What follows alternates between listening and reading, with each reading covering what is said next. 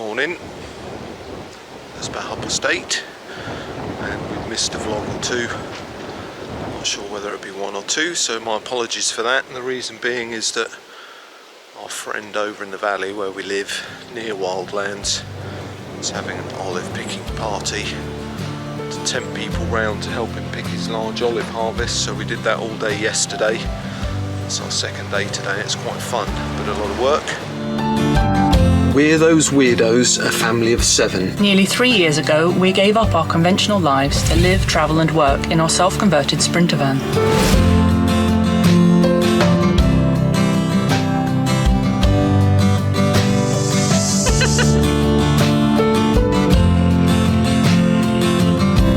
I have a chameleon.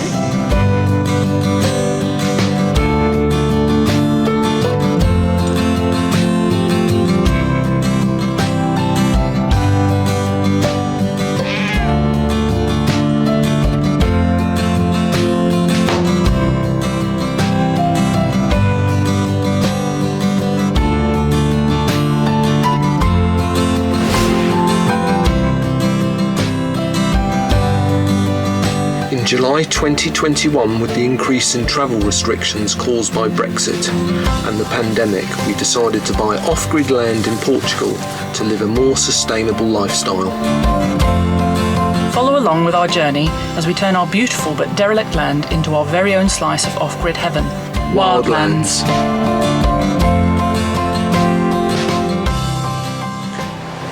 To excuse the wind, it's very, very breezy today, but lovely and sunny. So we've come to help him pick his olives, try and get some footage of the pick, and nobody here has done it before, so it's all new, all a learning curve, but it's great. It sort of takes you back in time, picking olives off your land to make your own olive oil at the local cooperative. What's better than that, eh? Got my brake on a stick. You have to find your branch like that, and then you just pull them off. And it only works about one time for every 10 tries. Hey, you got some. Oh, and sometimes you get hit in the face with leaves. It's quite fun. Oh. Dangerous. Falling over and dying, yeah. There we go, there's an olive. Got him.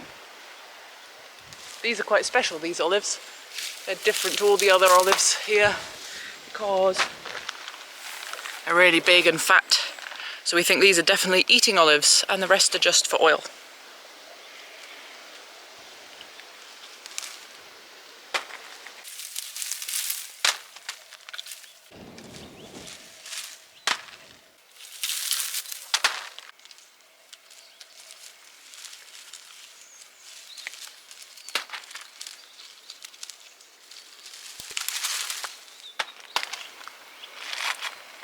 They hurt if they hit you on the head. I do.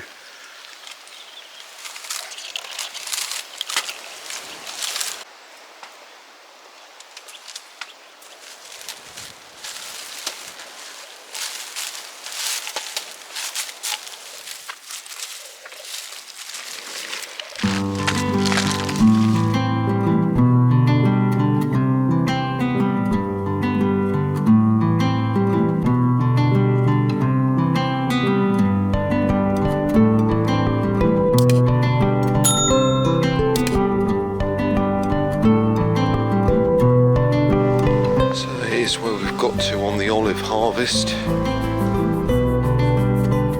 we've been putting tarps and or nets on the floor. This is where we got to last night. So a lot of the olives are high up.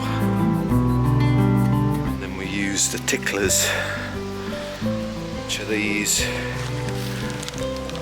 And then we put them on long sticks. And then you kind of brush the olive like you're combing your hair.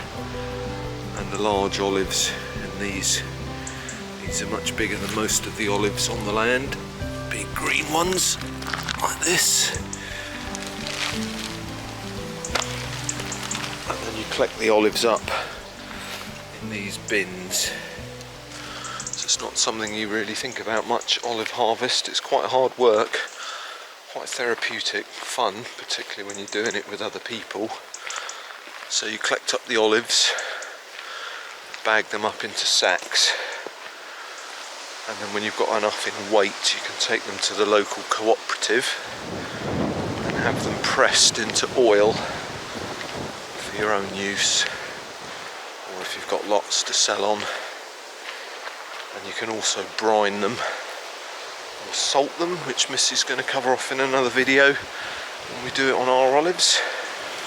And that's what we collected yesterday. 5 big sacks.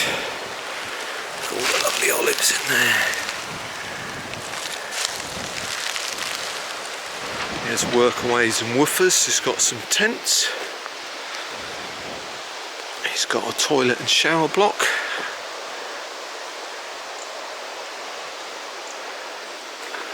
He's got a lovely big tent marquee, which has turned into a bar. He's got the tiki bar, which is just opened, which is lovely, made out of pallets, just like an outdoor kitchen.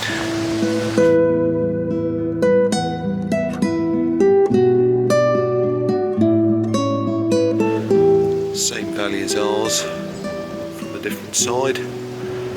There's another off-grid property you can see in the distance over here. But lots of wind today. The Starlight stage, which is the top of his shower block. He's got pallet stage on the top. Sometimes there's bands playing up the top there, which is nice. But lots of attention to detail. Entrance to his little indoor bar. He's got outdoor sitting area up there. He's only been here about 6 months. A little ruin, little building, 1 room. He's got a nice big solar array at the top.